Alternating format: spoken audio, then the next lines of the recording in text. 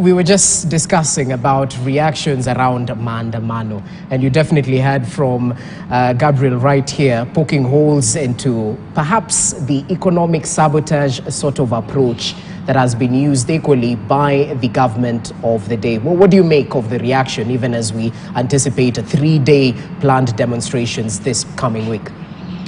Thank you, Jesse, and my apologies for showing up late. Sorry to our viewers at home. Glad to meet Gabriel after such a long time. Right. Yeah, the sentiments that I've heard from Gabriel are actually making a lot of sense, and I can't agree more.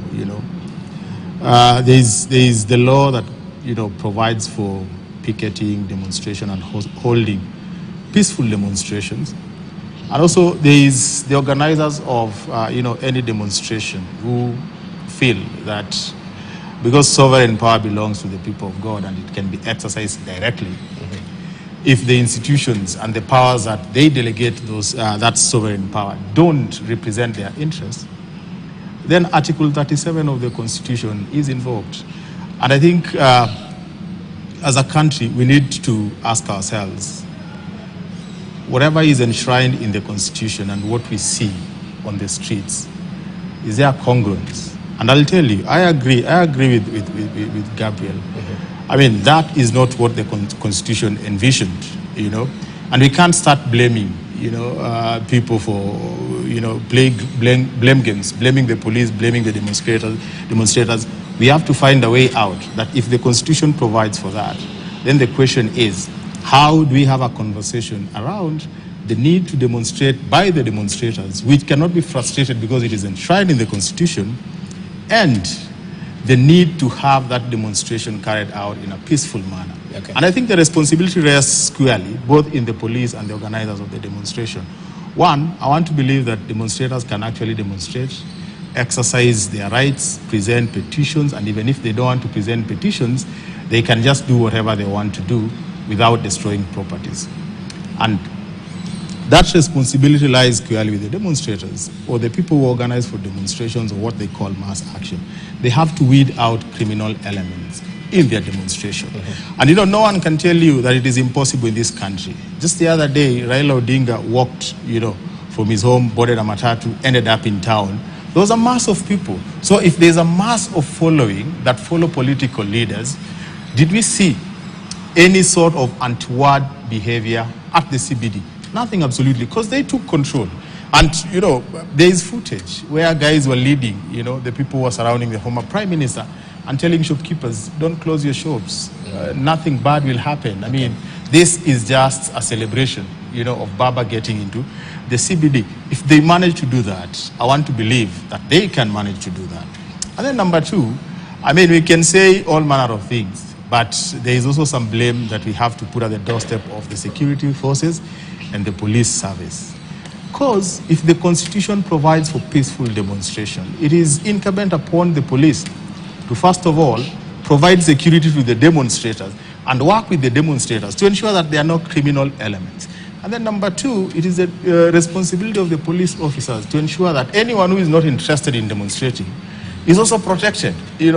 I think we need to ask ourselves, will we one day get to a situation where demonstrators are demonstrating and people who are driving along the highway can drive along the highway without anyone burning tires or stoning anyone who does not want to demonstrate? Right. That is possible. Okay. And the saddest bit is when these demonstrations are planned well in advance, that is when they become chaotic.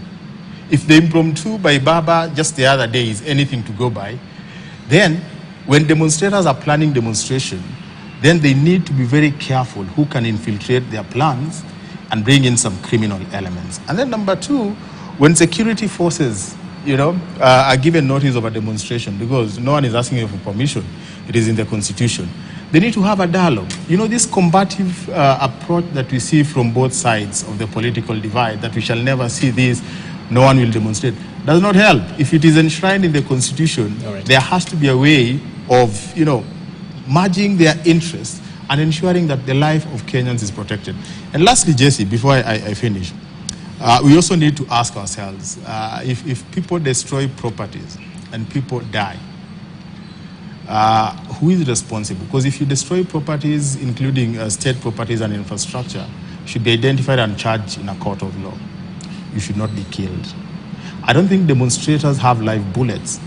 So if you're talking about destruction of properties, I think the state has the machinery to get people and apprehend them. Okay. And equally, if people are killed, we need to ask ourselves, do demonstrators have live bullets?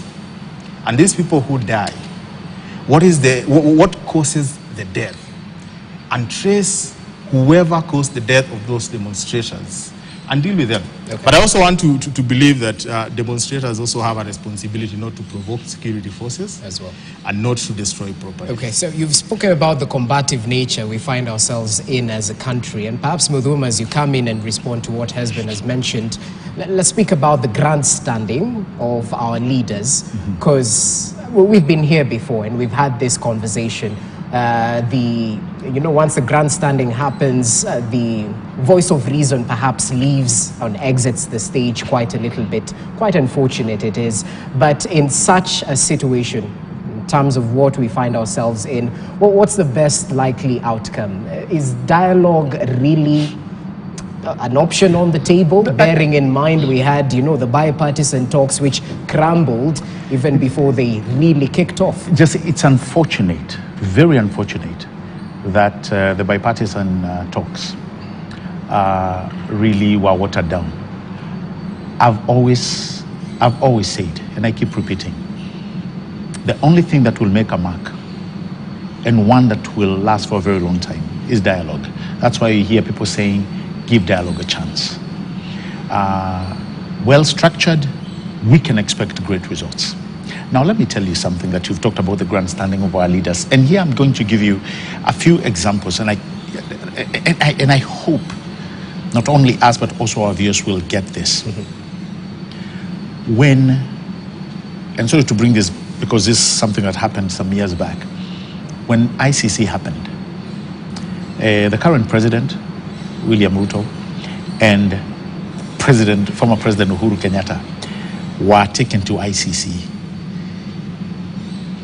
Was there any proof that they pulled the trigger? No. All right? They were taken there because they had the highest political responsibility. All right? So many leaders think that you can do things behind the scenes, and just because you will not pull the trigger, you are okay. That's not true. Let me give you an example.